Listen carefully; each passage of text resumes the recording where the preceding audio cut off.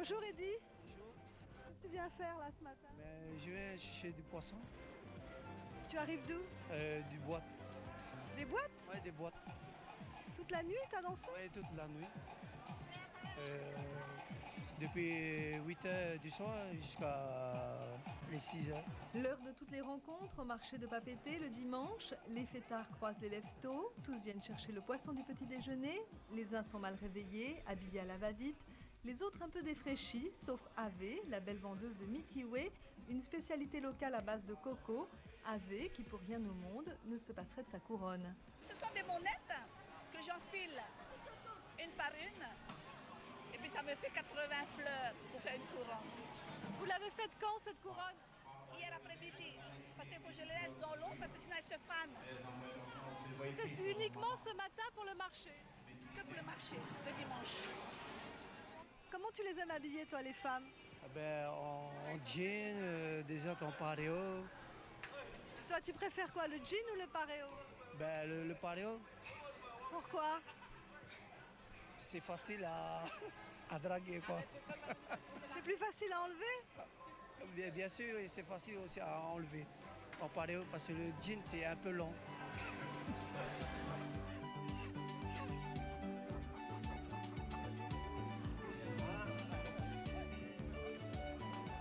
On ne porte pas de chapeau de paille le matin et puis de toute façon ils ont été remplacés par le casque qu'il est fiou d'enlever. Fiou comprenez fatigant voire pénible. Et c'est ainsi que les rues de Papeete sont désormais peuplées de ces guerriers de la route qui ne risquent rien en tombant du trottoir. La savate, appellation locale, est depuis longtemps la chaussure préférée des Tahitiens. Élaborée, elle permet d'affronter le récif. Simple, elle se perd sans regret 12 fois l'an. Et puis il y a le panier, l'indispensable attaché-caisse locale. Les fourchettes, les cuillères, tout là-dedans. Il y a d'autres? Et après, ma lunette, quoi. Hein? Lunette au soleil, et pardon. Et après, un petit coupe-coupe pour couper quelque chose, la tomate, quoi. Ouais, voilà. Enfin le pareo, dernière image d'un épinal tropical, moins porté de nos jours et malheureusement trop souvent importé de Bali, le pareo survit.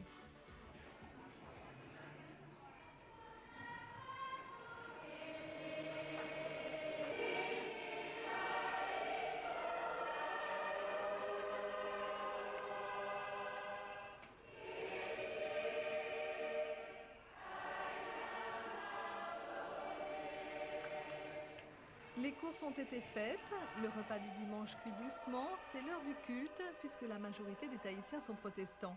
Avant les nourritures terrestres donc, les nourritures spirituelles dont ces dames s'imprègnent mieux, vêtues de blanc et chapeautées.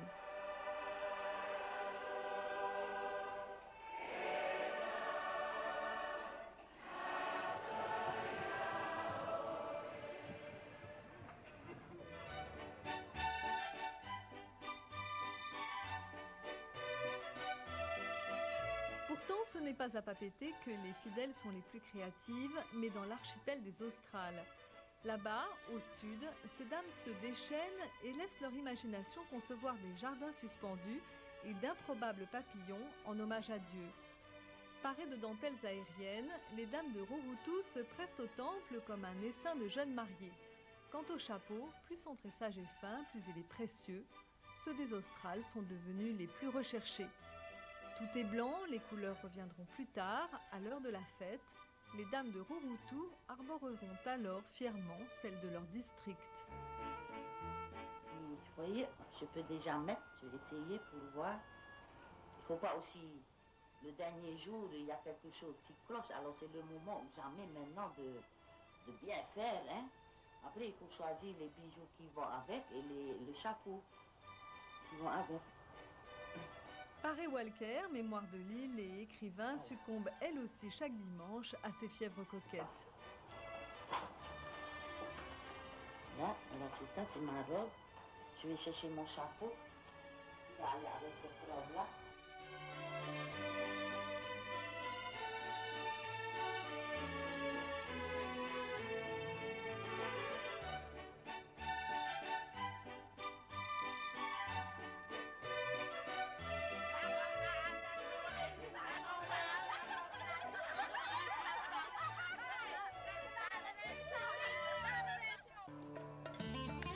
L'écorce de tapa se travaille de la même manière depuis des générations et des générations. Aujourd'hui, il se porte seulement lors des grandes fêtes de juillet. Il faut garder les matières, je dis les matières locales. On peut moderniser les choses, mais il y a des matières qu'on ne devrait pas utiliser, à mon avis. Les costumes du Heiva sont vraiment particuliers parce que d'abord, il faut s'imaginer les voir de loin.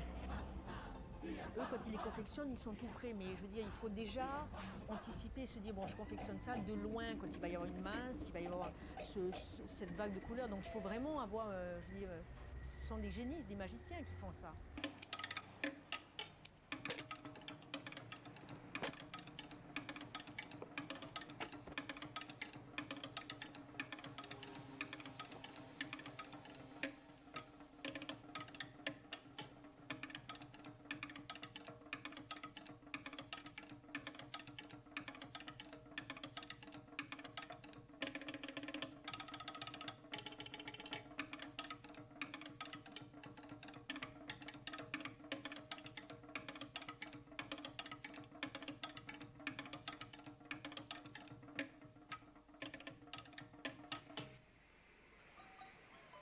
Il y a la tradition et il y a le quotidien. Le quotidien, c'est le tissu paléo, de préférence imprimé de l'incontournable hibiscus.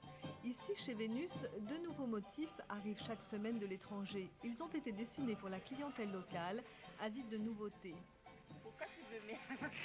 Parce que vous êtes belle, madame. De très nombreuses femmes savent coudre et elles choisissent en priorité des couleurs vives avec un faible depuis quelques années pour les fleurs de petite taille.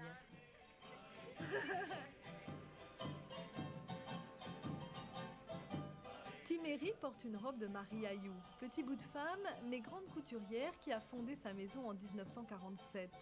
Marie Ayou a eu le génie d'adapter l'austère robe missionnaire aux aspirations d'une clientèle à l'image du pays, joyeuse et bringueuse.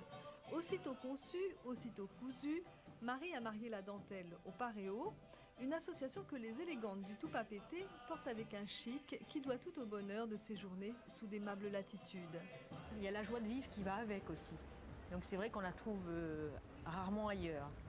Je veux dire, j'ai l'impression que ça va vraiment carrément avec la tenue vestimentaire. Je veux dire, ce qui dégage des Polynésiens, c'est un peu l'insouciance. Donc on dirait que ça se mélange un peu avec leur façon de s'habiller.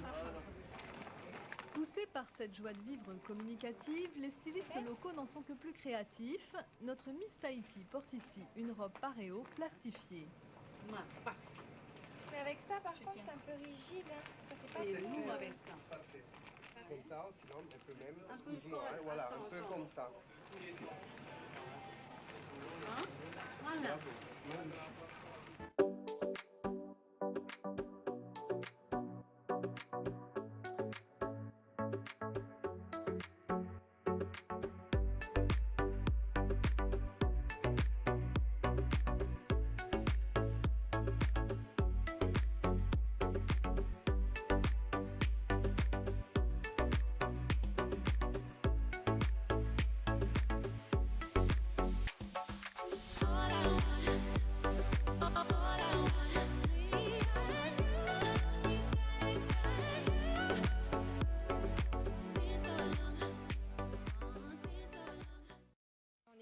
Je mets mes robes tahitiennes quand je vais au restaurant avec mes colliers de perles quand même pour faire un peu la promotion de nos produits.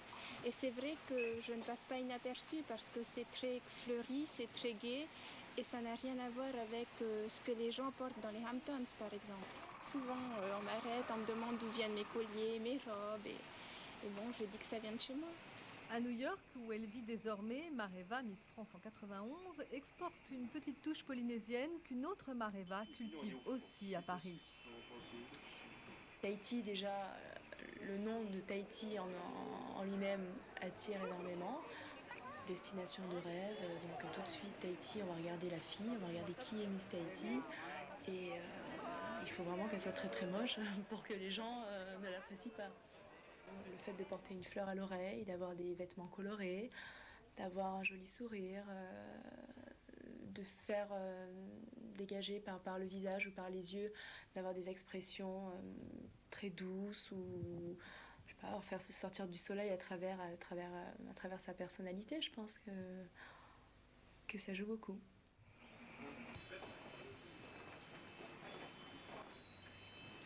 À la base, je suis d'abord une créatrice parce que j'aime, et puis ça dépend de la fille. Si la fille m'inspire, ça va aller tout seul, quoi. J'ai toujours fait de la couture, très jeune. Ma mère avait une machine à coudre, des vieilles machines en fer forgé. À son insu, je montais dessus, je faisais quelques points, et puis je commençais comme ça. C'est un truc que tu avais en toi, quoi. Je pense, parce que j'habillais déjà les poupées, j'aimais, je piquais les poupées, puis je prenais les ciseaux, je les habillais, puis ça commençait comme ça.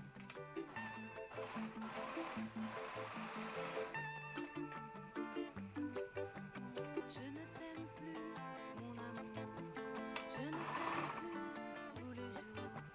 Je ne t'aime plus, mon amour, je ne t'aime plus tous les jours. Je ne t'aime plus, mon amour, je ne t'aime plus tous les jours. Je ne t'aime plus, mon amour. Parfois j'aimerais mourir tellement j'ai voulu croire. Parfois j'aimerais mourir pour ne plus rien avoir. Parfois j'aimerais mourir pour plus jamais te voir. Cette jeune femme vient d'accomplir un geste rituel et commun à toutes les Polynésiennes. En arrivant au bureau, elle cueille une petite fleur de tiare qui ne la quittera pas jusqu'au coucher.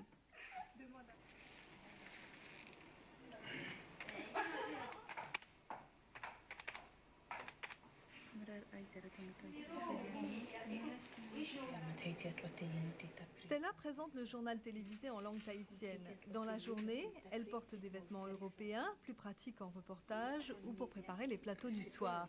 Mais dans le studio, nous ne l'avons jamais vue habillée autrement qu'en robe locale.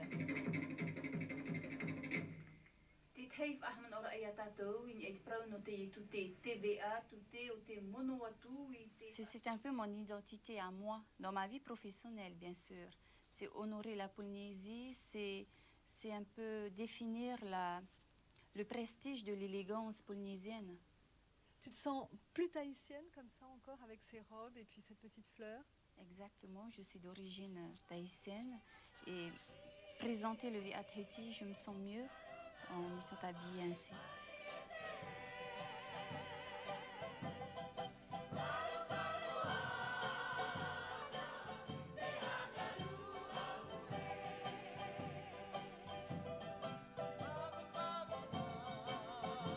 Les mamas qui tressent les fleurs ne sont jamais au chômage. Les Polynésiennes en achètent en toutes occasions, petit dîner en ville ou grande bringue.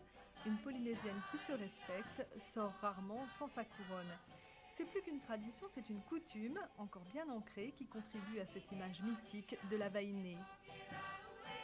C'est le pays qui a des teints sur eux et c'est pour ça que c'est un souci pour eux d'être toujours bien habillés, d'être toujours avec les fleurs, qui fait partie intégrante de notre pays. Est-ce que cette coquetterie, tu l'as retrouvée ailleurs en voyageant? Nulle part ailleurs, nulle part ailleurs. J'ai vu quelques pays, mais je crois qu'ils commencent, dans certains pays, commencent à nous copier. C'est très bien d'ailleurs, on ne copie que des jolies choses et ça prouve d'ailleurs que tout ce que nos filles font, nos tahitiennes, nos mamans, nos grands-mères, c'est tellement naturel et joli, donc tout le monde copie ce qui est joli. Il fallait tenir le choc, encaisser les taras pour respecter la loi de la tribu des Aka.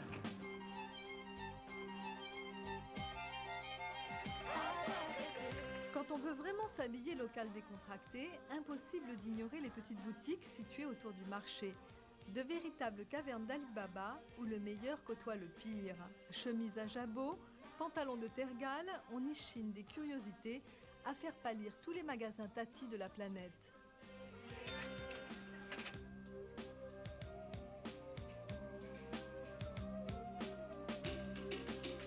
Introuvable est impossible chez ces commerçants chinois dont la plupart ont des noms francisés pour cause d'assimilation. Leurs maisons, toutes fondées dans les années 40, sont malheureusement vouées à une disparition certaine, faute de relève. Nous avons des enfants, oui, mais seulement aucun a réellement opté pour cette même voie. Pourquoi? Parce qu'ils font des études à l'extérieur et ils reviennent avec les diplômes ils sont plus ou moins diplômés. Ils veulent voulez pas leur problème. Le soleil se lève toujours sur tous les archipels et montre à tous que de mes fils tu es le plus fidèle. En achetant les magasins tout autour de toi, un jour tu seras roi de la tribu des Aka. Modernisés pour ne pas disparaître, ils s'y refusent, ainsi en ont décidé les astres. On va essayer de rester comme ça parce que dans notre horoscope, si le vent souffle à gauche, il est meilleur, alors on reste à gauche. On ne bouge pas. Vous bougez pas parce que l'horoscope vous a dit qu'il fallait pas bouger. On ne peut pas bouger. Vous suivez l'horoscope? Oui, souvent, nous souvent, oui.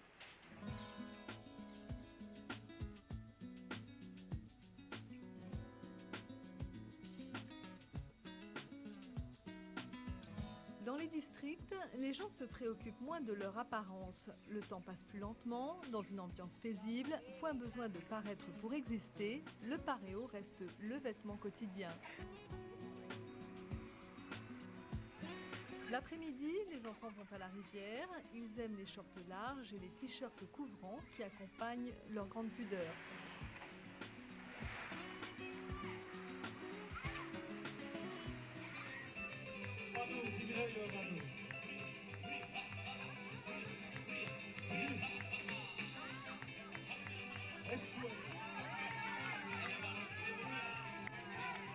Plus de temps, moins de retenue. Quand il s'agit de s'amuser, les mamas des districts adorent les réunions d'associations où elles travaillent ensemble. Là, elles cousent des tiféfés, une sorte de patchwork local dont le nom tahitien signifie raccommoder des pièces de tissu. Cette technique d'applique est devenue au fil du temps un art qui donne lieu à des concours. Tout ça pour dire que les tahitiennes ont un rapport quasi charnel avec l'étoffe et la couleur.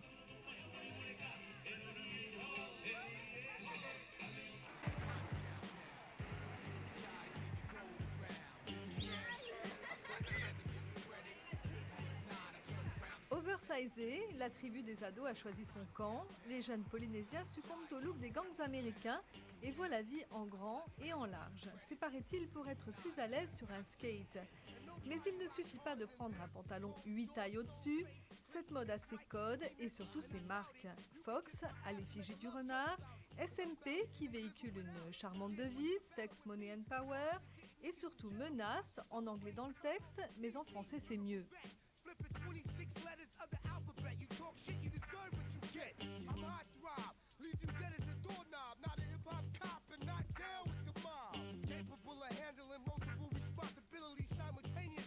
Leçon numéro 1, la transformation doit être radicale ou ne doit pas être.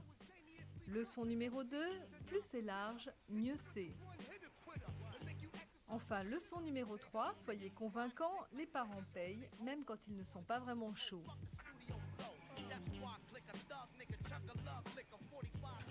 Je suis pas pour eux, ça fait machin. Ça fait voleur de s'habiller comme ça. Ouais, des fois ils disent quelque chose, c'est pas grave. Ils viennent, ils regardent et puis ils disent « Ah, on va revenir avec maman, on va revenir avec papa. » Et puis voilà quoi. Au début, bon, on s'est dit ça va durer quoi, 1 an, 2 ans. Et puis maintenant ils en redemandent, ils s'arrêtent pas quoi. On pensait pas ça allait durer aussi longtemps. Et vous expliquez ça comment? Vous savez pas. C'est un phénomène.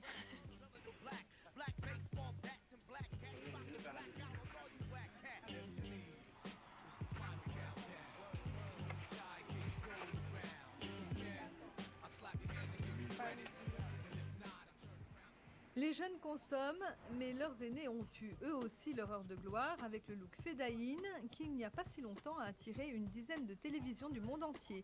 Le look Fedayeen protège très opportunément des coups de soleil, des coups de matraque et des gaz lacrymaux.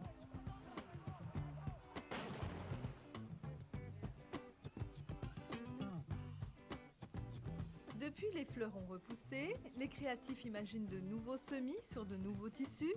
Et les stylistes locaux ne sont pas peu fiers de réinventer le paréo et les symboles des anciens. Sagement, ils déposent leur marque et se lancent dans les affaires.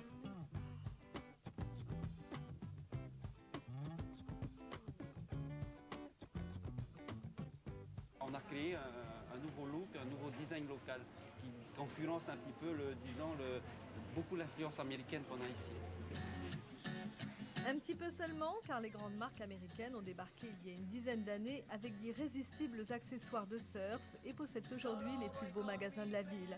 Le dernier must, les t-shirts en lycra bien collants. Ça change de l'oversize que les ados achètent malgré leur prix. Oui, j'aime. C'est pour faire du surf, du windsurf, du triathlon.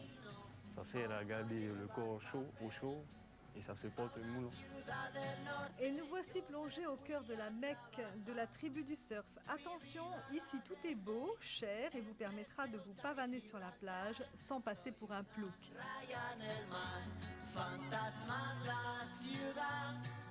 Mi vida va prohibida, dice la autoridad. Solo voy con mi pena, sola va mi condena. Correré mi destino por no llevar papel. Perdido en el corazón de la grande Babilón. Me dice... La finition indispensable, le tatouage, genre tribal ou marquisien. Aucune utilité pour affronter les vagues, mais tip-top pour soutenir le regard des ondines et de leurs surfeurs.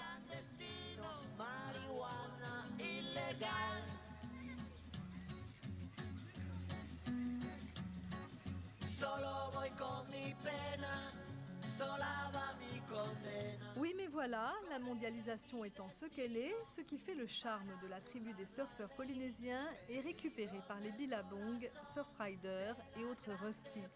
Pas fou, les designers américains viennent piller le folklore polynésien pour créer leur nouveau modèle au grand désespoir des petits fabricants locaux.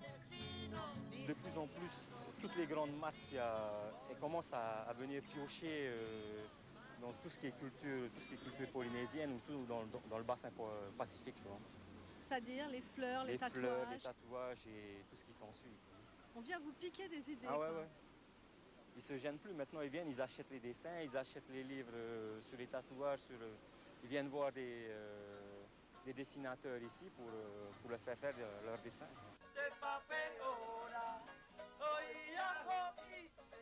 Autre grande tribu, les jeunes Maoris en pleine recherche identitaire. Musclés, bronzés, nattés, habillés, déshabillés, ils portent des parures empruntées à leurs glorieux ancêtres. Ils font fondre les touristes, les dames bien entendu qui les trouvent très exotiques. Leurs tatouages sont aussi beaux que douloureux à réaliser. Leur allure enchante les artistes du monde entier qui viennent les peindre, les filmer et parfois même s'en inspirer, comme ce fut le cas récemment avec le plus allumé des couturiers parisiens.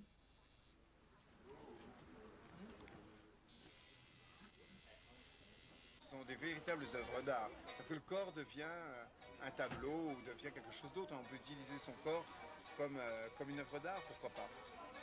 Les jeunes Maoris ne pouvaient rêver d'un meilleur ambassadeur qui a tout aimé, les gens, leurs fleurs, leurs perles, leurs fruits, leurs nacres.